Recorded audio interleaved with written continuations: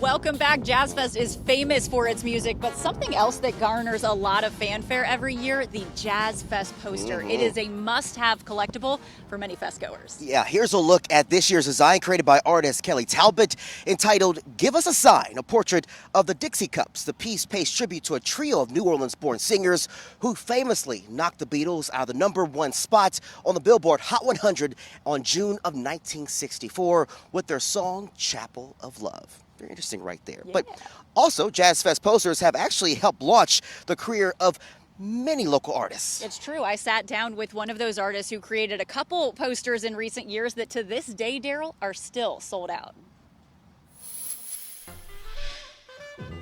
You might not know this artist by name, but odds are you recognize his work.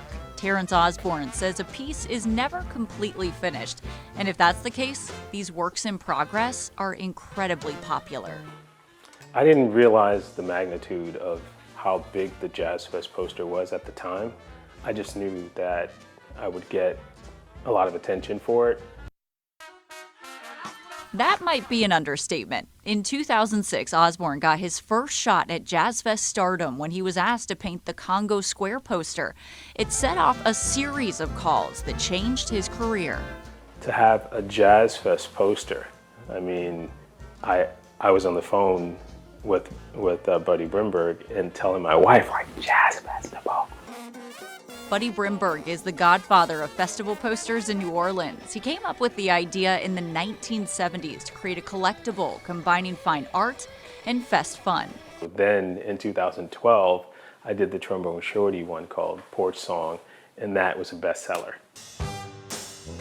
These posters adorning Art for Now's website each offer a snapshot into our city's culture, from John Baptiste leading a second line to streetscapes so unrealistically beautiful, yet inexplicably accurate. These works highlight the people and places, the colors and community that make New Orleans a one of one. The fact that I can absorb myself into the culture and then produce something of the culture, like to be in that position, is like, I love it. I feel so grateful to be able to do that. And listen, you can actually check out the value of your Jazz Fest poster right now.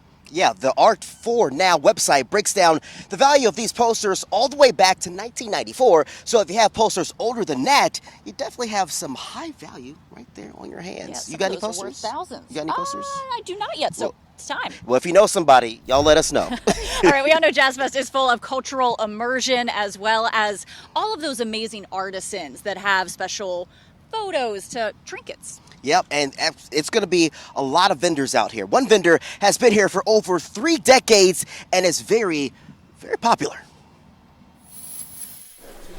In the French Market, in the middle of the food court, is a kiosk full of trinkets and handmade jewelry. The man behind this gym, Oscar Donahue. I always had that burning passion, the desire to literally be an artist, and it didn't happen until I came to New Orleans. Now, this all started as an accident for Oscar. He came to New Orleans to work for a nonprofit, but a few months later, the organization folded. My mother came down, and we had a couple of days together. We came to this market, and she said, "Son, why don't you start drawing portraits out here?"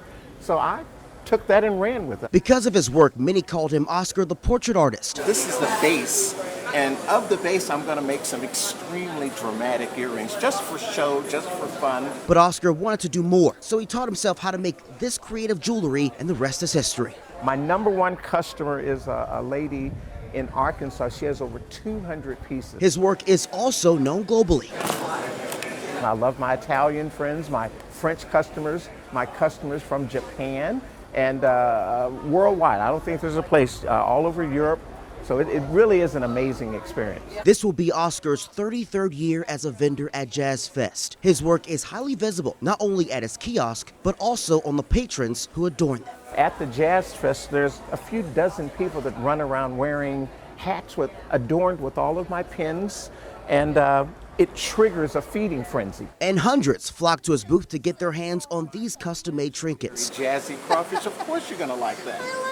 For Oscar and tons of other vendors, it's great business, but it's also about more than that. For me, I'm so surrounded by love and people that are coming to me telling me how much they love my work that it almost gets emotional.